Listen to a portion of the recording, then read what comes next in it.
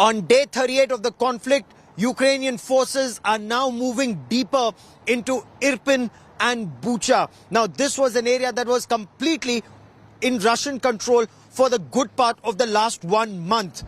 A large number of houses in this area were vacated, but in some, there are people still living. Over the course of this broadcast, we will get you details about how emergency vehicles were being rushed into Irpin and Bucha to rescue those who were trapped for close to a month. We'll also tell you about how the Russians abandoned some of their equipment, including tanks that are now in control of the Ukrainian army. Video journalist Lalit Mohan Joshi and I bring you this India Today exclusive. The Ukrainian army is taking its own tanks and captured Russian tanks through the streets of Irpin. This is, in a way, a symbol of the army in Ukraine being completely in control of this area. They are very confident that the Russians have retreated, leaving behind some of their equipment. They are now going to take these tanks, their own tanks and the captured Russian tanks, to the center of Irpin as a mark of their victory over Russians in this area. And these additional forces that are moving in is to strengthen their defenses in this area, as the apprehensions remain that the Russians could strike back in a bigger way. So while the RT and armor are in place, surface-to-air missiles and missile defense systems are also being brought in, and their security is being strengthened in this area. With cameraman Lalit Mohan Joshi in Irpin, Ukraine, Gaurav Sawant for India Today. On the 38th day of the Ukraine-Russia war, new images of death, destruction and the constant battle that's on. We are currently in Irpin, and there you see the Ukrainian tanks are now rolling into these streets. We'll try and get closer to those images and get you more on the story. As you see, damaged but operational, the tank of the Ukrainian army on the streets. And this is 21st century Europe. A destroyed petrol pump and a damaged tank. Now, some of these tanks are now coming to this area to strengthen this place. Come and try and get closer as the tank itself negotiates the roads here in Ukraine. In Irpin, the situation here, as of now, as the Russian forces retreat, you have the Ukrainian forces that are moving forward, and amidst civilian movement, you also have tanks moving, but tanks also move a little slow at this point of time because they also have to ensure that there are no anti-tank mines on these roads. Now, some of these roads have been heavily mined, and the Russians, while retreating, left anti-personnel mines and anti-tank mines. So once a lane is cleared, only then do you see movement of tanks and personnel in this area as Ukraine takes stock of the damage. With cameraman Lalit Mohan Joshi in Irpin, Ukraine, Gaurav Sawant for India Today. Can you tell us about the tank operations? Танк Орків, Russian tank. Ми його відновимо, забрали, зараз склепаємо на завод, підрихтуємо і буде далі бити орка. What tank is this? Russian tank you've captured? Так, Russian tank, 72-ка. Руська 72-ка. Зараз поставимо на баланс, підрихтуємо і будемо далі бити орків, їх же техніку. Russian forces have claimed that 2 Ukrainian Mi-24 attack helicopters violated the international border and bombed an oil depot in Belgorod in Russia. And this has led to a spike in tensions. Of course, the Ukrainian President Volodymyr Zelensky has refused to comment on this. But some argue this could well be a false flag operation which will give Russia an opportunity to escalate tensions with Ukraine. We bring you this report.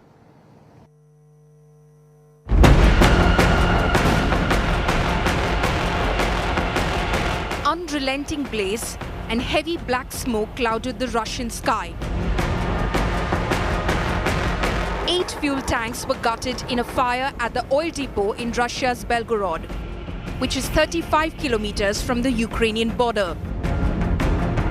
The fire was so massive that authorities had to evacuate residents due to the threat of flames spreading to nearby areas. Russia accused Ukraine of carrying out its first airstrike on its soil since Putin sent troops into the country on February 24. It claimed that 2 Ukrainian helicopters struck the facility in Belgorod after entering Russia at an extremely low altitude in the wee hours on April 1st. Reacting to the allegations, Ukrainian President Volodymyr Zelensky refused to discuss the oil depot attack.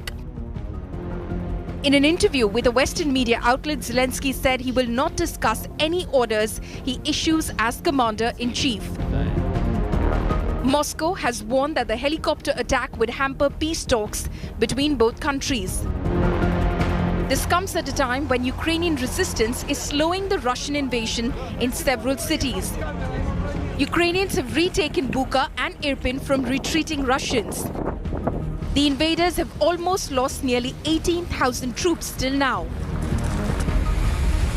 Irpin and Bucha, till a couple of weeks ago, were completely or more than 90% in Russian control. But gradually you have the Ukrainian forces that are moving forward and the Russian forces have retreated. They of course say this is as a goodwill measure, but these areas are still to be completely sanitized and cleared. Not only Bucha, but invaders are also facing strong opposition near Marinka city. Russian troops are on the back foot and are demanding more armored vehicles and tanks to fight the battle. What's the situation on the ground in terms of civilians coming, and how do you treat them over here if they come with severe injuries? Мирные граждане поступают в наш военный госпиталь. Some civilian people getting to this hospital, usually they're injured by shrapnel or by bullets. Если гражданские поступают, в основном они поступают со осколочными ранениями. This is the last checkpost beyond which nobody's allowed to go, because that's where Marinka is, and a fierce fight is underway right now. It's not just the mortar shelling that you're hearing, but also man-to-man combat, gun battle that's underway. So a lot of security presence and not being allowed to go. There is no sign of truce in the offing, and the recent attack on the oil depot could only make things worse for Ukraine. Bureau Report, India Today. With no air raid sirens and no missile attacks, life is slowly returning towards normal, limping towards normalcy in Ukraine's capital, Kiev. India Today's soldier reporter Rajesh Pawar caught up with some people in Kiev over a cup of coffee who want life to come back to normal. They're attempting to do so, but they want world powers, including India, to play a bigger role in ensuring that Russia does not target Kiev or other cities in Ukraine. But will there be dialogue? Will there be peace? Or does it still remain a far cry? We bring you this report. I'm right now on Khrushchev Street, the main street in whole of Kyiv city, and this is a very fashionable store here called Brands Outlet. It used to be a very popular store before the war started, and it has opened now after 38 days of the war. We must ask the people what they think have changed in these 38 days and why they opened the store now. Let me show you. This is the main Khrushchev Street, the most popular street, most touristic street of Kyiv city, which is returning to normalcy now. Not exactly like before it was before the war, but yes, more people on the street now, more cars around, and maybe we have some customers who want to go inside the store now. They're looking for probably the first customers after the war started in this store now. Let's go inside and try and talk to the employees here, what changed in these 38 days of war. You are a customer here? You want the coaches buy clothes? She's a customer and you are working here. Yes. So she is an employee here. Let's try and talk to her what she has to say. May I know your name, please? Tanya. My name is Tanya. Tanya. Tanya. And how long this store was closed? For how many days? For months, from 24 February. From the first day of war, the store was closed for the first day of the war. Okay. And you opened it today, the first day? Yes. And why you opened it now? It's come little safer in Kiev, so we try to walk. We try to doing something like a normal life. Yes. And why you think the things have become normal now? Why you think like this, that it has become normal now? We hope so. We don't know sure, but we hope so very much. It's no more No explosions, no bombs, no missiles. In Kiev, so we very hope that we will be safe already, and we try to walk, we try to live our normal life. Normal life, very good. And you are expecting customers? Yeah, of course. Yeah. People, some our customers call us and asking us to close our store. People want to live normal. People want to buy something. People want normal life. Okay, thank you very much. Thank you. So I was here with the manager of the store here, and the store opened after 38 days of the war, and they hope for a normal life, and they think normalcy is returning back to Kyiv because there are no more bombs, there are no more air raids, and there are no more air raid sirens. Russian army has gone away from the outskirts of Kyiv city, so people are expecting a normal life now here in Kyiv. Is it for the first time after war that you're coming to a store? Дякуємо всім країнам, які нас підтримали. Ми надіємося, все буде добре. І віримо в це. Ірпінь. She says her house was in Irpin, which was shelled, and they had to leave Irpin city, and that's why she's coming for the first time to buy it. And do you think the situation is normal in Kyiv now? Зараз життя в Києві налагоджується, багато відкривається і магазинів, і продуктових, і аптек. Зараз все потрошку стає на свої місця. Дякуємо всім за підтримку. Все буде добре. So she thinks that things are becoming normal here, and right now that's why they want to buy something. They have not bought anything for a long time, and that's why they are here. They feel good, things are becoming normal here, and they feel that the war will end soon and they'll be able to lead a normal life. This is Rajesh Pawar for India Today in Kyiv city. Okay, Ilya, I want to know from you, do you think the situation in Kyiv is becoming normal now?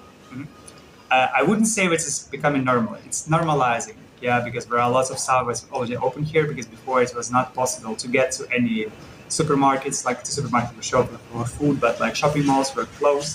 There are not so many people, but right now the cafes starting to operate, also the shopping malls in some districts, but not everywhere. But still, I wouldn't say that the situation is normalized here. It's getting better, but I wouldn't even advise to like other people who left the city to come back. But some people are coming back now. Yes, some people are coming back, but rather from the western regions who just flee the city in the beginning of the war. They're coming back. Yeah, because very different reasons why they're coming back, but it's also the sign that the situation is normalizing a bit. And why you think the situation is normalizing now? Why you think it is normalizing now? What is the reason for that? I mean, like for different reasons actually. But one of the main reasons is withdrawal of Russian military from the areas around Kyiv, and also winning situation of Ukrainians army close to the town.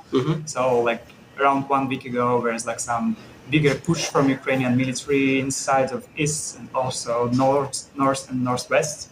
So that's why people feel more secure to coming back. So it's the reason.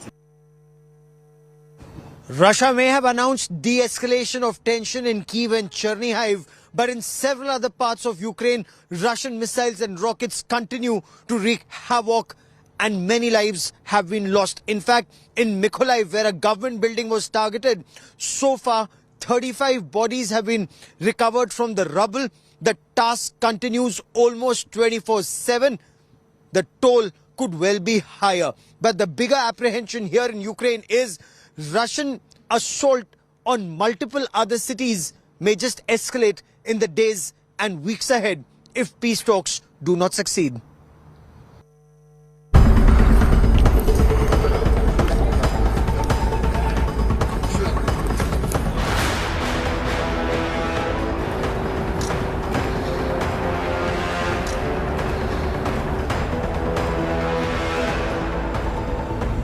Identify track, demolish. 2 days after announcing de-escalation and claiming to have withdrawn troops from the capital city of Kyiv, Russia continues its onslaught. The 4 videos released by the Russian Ministry of Defense reveal the ferocity of the assault on Ukrainian forces.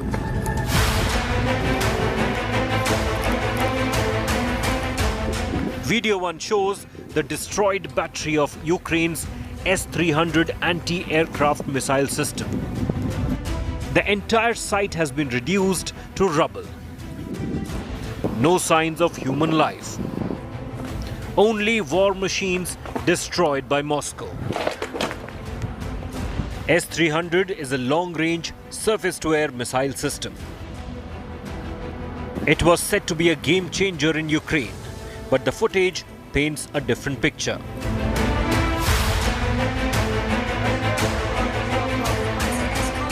Video 2 reveals the Russian air power and its air superiority over Ukraine. Footage shows the crew of the Panzer anti-aircraft missile and cannon complex. Video shows Russia promptly detecting and destroying a Ukrainian unmanned aerial vehicle. Debris of the unmanned drone is then seized by the Russian forces.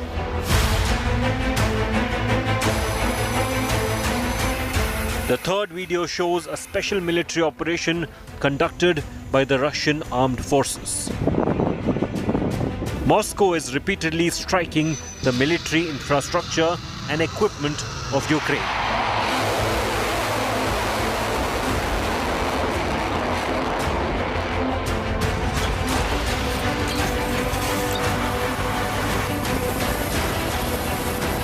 Video 4, released by Kremlin, shows Ka-52 helicopters of the Russian aerospace forces destroying fortified strongholds and firing positions of armored vehicles of Ukraine. After 6 rounds of talks, there was hope that Russia would de-escalate. But Moscow continues to rain missiles on key Ukrainian cities. Bureau Report, India Today. India Today gets you all sides of the story. India Today's Foreign Affairs editor Geeta Mohan travelled to Moscow and from Moscow to Mariupol. She's currently at that last checkpoint in Marinka where a fierce firefight is taking place. The Russian special forces are engaged in the mopping up operations while almost 80 to 90% of Donbass region is now in Russian control. There are still pockets of resistance. There are Azov fighters who continue to strike back. In fact, the Ukrainian special forces say they are mounting a number of counter-attacks to retake cities both in Donetsk and in Luhansk. Geeta Mohan with this India Today exclusive report. This is the last checkpost beyond which nobody's allowed to go because that's where Marinka is, and a fierce fight is underway right now. It's not just the mortar shelling that you're hearing, but also man-to-man combat, gun battle that's underway. So a lot of security presence and not being allowed to go. But civilians over here who live in the villages, for them life is difficult. They stop here at the last bus and then walk down across this checkpost to go to their homes. They've not left their homes, but if you see the flags over here, the DPR Russian flags in tatters, clearly shows the kind of damage that has been done over here in this area. And it is worse in the areas that we'll be going to where the fierce battle is underway. They have been using mortar shells over here. This is a rocket propelled grenade, the RPG 122 mortar, 82 mortar. So all of this are the remnants of action that we've seen on both sides. This is Ukrainian side shooting down and shelling the Russian side. With duty journalist Satya Rautre at the checkpost near Marinka, Geeta Mohan for India Today. We are here in Trudovsky, which is where fierce fight is underway between this area and Marinka, which is where the Ukrainian forces are placed. He's commanding the area over here. The officer Yevgeny. Many thanks for speaking to us. There is an operation that he just conducted. What's the plan of action and how are they conducting operations over here? Man-to-man gun battle and combat that's underway? Так, вопрос такой, как проходит бой, как вы управляете, какие трудности и правда ли то, что здесь идет бой лицом к лицу? Да, бои здесь сложные, намного сложнее, чем в Волновахе были. Здесь Марьинка — это один большой целый укрепрайон. Постоянно натыкаемся на какие-то преграды. Укрепрайоны подходят постоянно к ним пополнения. Но мы с успехом их разбиваем. А управление происходит, как говорится, по радиосвязи, посыльными. Ну, как придется. Okay, so he said Ukrainians built a huge construction to keep on that positions. They were building it for a long. They fortified the entire area. They fortified the position there, and it's very hard battles going on. It's much harder than other cities he was. Also, is it important because a lot of shelling is happening from there into these areas, into Trudovsky? Вопрос такой, важно ли то, что они захватить эту территорию, так как отсюда ведется огонь по Донецку? Да, это немаловажно захватить, потому что ближе лежащие районы Донецка очень сильно обстреливаются. Мирные дома, они стреляют не по позициям, а стреляют по мирным жителям. Буквально вчера попало в 9-этажку, 2 этажа снесло, там, где непосредственно живут мои родственники. So his relatives living in the neighbor district here in Donetsk, so the Ukrainians can shoot from Marinka to that places, and his relative's house was hit not long time ago here, so it will help to stop fire the civilian area in Donetsk. यहाँ पे जो ये special forces के officer है, commanding officer है ट्रुडोव्स्की के area के officer Yevgeny, वो कह रहे हैं कि मरिंका जो है, जो बिल्कुल सटा हुआ है, जहाँ पे अभी यूक्रेनियन फोर्सेस है, वो बहुत स्ट्रेटेजिकली इम्पोर्टेंट है लेना. उन्हें अभी आर्मर्ड व्हीकल 3 गुना ज्यादा, जितने यूक्रेनियन फोर्सेस वहां पर हैं उसे 3 गुना ज्यादा ट्रूप्स की जरूरत है यहाँ पे, ताकि वो मरिंका को ले पाए. और ये भी कह रहे हैं कि उनको सप्लाई, सपोर्ट और आर्मर्ड व्हीकल्स की काफी सख्त जरूरत है. यहाँ पे उन्होंने इस एरिया को क्लियर तो कर दिया है, लेकिन पूरा जो ये शहर है तबाह हो चुका है और ये रूसी कंट्रोल में है. मरिंका यूक्रेनियन कंट्रोल में है और ये चाहते हैं कि वो यूक्रेनियन कंट्रोल से रूसी कंट्रोल में आए, ताकि मोटर शेलिंग जो आप कंटिन्यूसली सुन रहे हैं वो बंद हो पाए. कैमरा पर्सन सत्य राउतरे के साथ गीता मोहन, आज तक. India has a principled stand. Dialogue and negotiations for peace and sanctions through the United Nations, not through countries and blocs. Will dialogue bring peace? We will continue to track developments on this big story, but that is all that camera person Lalit Mohan Joshi and I have for you on this special broadcast from Kyiv. Many thanks for watching. News and updates continue on India Today. Stay with us.